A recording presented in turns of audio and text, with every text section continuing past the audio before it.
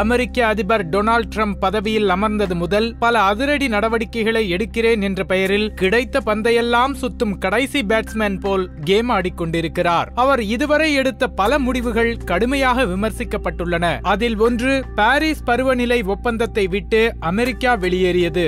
இந்த ஒப்பந்தம் அமெரிக்க பொருளாதாரத்தை சீரழித்துவிடும், அமெரிக்காவையும் அமெரிக்கர்களையும் காக்கவே இந்த நடவடிக்கை எடுக்கப்படுகிறது என்றெல்லாம் நாட்டுப்பற்று குறித்து பேசி விமர்சகர்களை ஓரங்கட்டினார் ட்ரம்ப். ஆனால் இந்த முறை அவரை எச்சரித்திருப்பது புகழ்பெற்ற விஞ்ஞானி பேராசிரியர் ஸ்டீஃபன் ஹாக்கிங். பாரிஸ் ஒப்பந்தத்தை விட்டு அமெரிக்கா வெளியேறிய நிலையில் கிரீன் ஹவுஸ் கேஸ் எனப்படும் பசுங்குடில் வாயுக்களை அதிக அளவில் வெளியேற்றினாலும் இனி கேட்பதற்கு ஆளில்லை.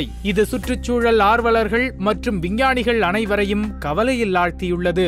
இது குறித்து ஸ்டீஃபன் ஹாக்கிங் அளித்த பேட்டியில், புவி வெப்பமாதல் பொறுத்தவரை நாம் ஏற்கனவே வரையறுக்கப்பட்ட எல்லையை தாண்டிவிட்டோம். இதன் பின் நம் பூமியை பழையபடி பச்சை பசேல் எனவும் குறைவான தட்பவெப்பமுடைய ஸ்தலமாகவும் மாற்றுவது என்பது சாத்தியமில்லாத ஒன்றாகவே தோன்றுகிறது. இந்த நிலையில் ட்ரம்பின் செயல்கள் நம் பூமியை இன்னும் மோசமான ஒரு நிலைக்கு தள்ளிவிடலாம். வெள்ளி கிரகத்தை போல் பூமியின் வெப்பநிலையும் 150 டிகிரி செல்சியஸை தொடலாம், கந்தக அமில மழை பெய்ய தொடங்கலாம் என்று எச்சரித்துள்ளார். தனது 75வது பிறந்த நாளை ஒட்டி கேம்பிரிட்ஜ் பல்கலைக்கழகத்தில் நடத்தப்பட்ட ஒரு அண்டவியல் மாநாட்டிற்கு வருகை தந்திருந்த பேராசிரியர் ஹாக்கிங் செய்தியாளர்களை சந்தித்து உரையாடினார். புவி வெப்பமாதல் என்ற ஒரு கோட்பாட்டையே நம்பாமல் பாரிஸ் ஒப்பந்தத்திலிருந்து வலுக்கட்டாயமாக அமெரிக்காவை வெளியேற்றி இருக்கிறார் டொனால்ட் ட்ரம்ப். இதன் விளைவாக நிச்சயம் பெரிய அளவில் சுற்றுச்சூழல் சேதம் ஏற்பட வாய்ப்புகள் உண்டு. நம் அழகான இயற்கை உலகம் நம் குழந்தைகளுக்கு கிடைக்குமா என்ற அச்சம் எழுகிறது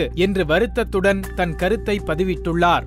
ஏற்கனவே பூமியின் ஆயுளை குறித்து பலமுறை பேசியுள்ள ஹாக்கிங், இப்போதிருக்கும் இந்த நிலை தொடர்ந்தால் நாம் இந்த பூமியில் இன்னும் 100 வருடங்கள் மட்டுமே வாழ முடியும். அதன் பின்னர் நாம் வேறு கிரகத்திற்கு சென்றுவிட வேண்டும், இல்லையென்றால் இங்கேயே அழிந்து போகப் போகிறோம் என்று கூறியிருந்தது குறிப்பிடத்தக்கது.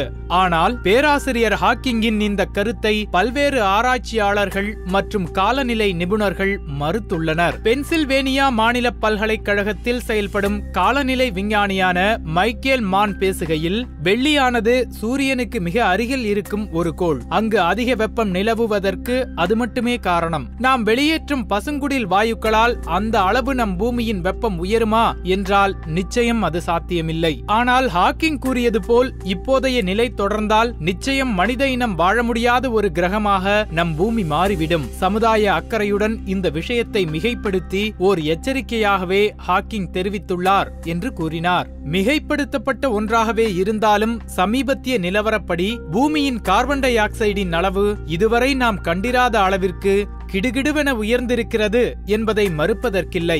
இப்படியே போனால் போதுமான அளவு ஆக்சிஜன் இன்றி எல்லோரும் தவிக்க வேண்டியதுதான். பிறகு அந்த ஆக்சிஜனையும் வைத்து வியாபாரம் செய்ய தொடங்கிவிடுவார்கள்.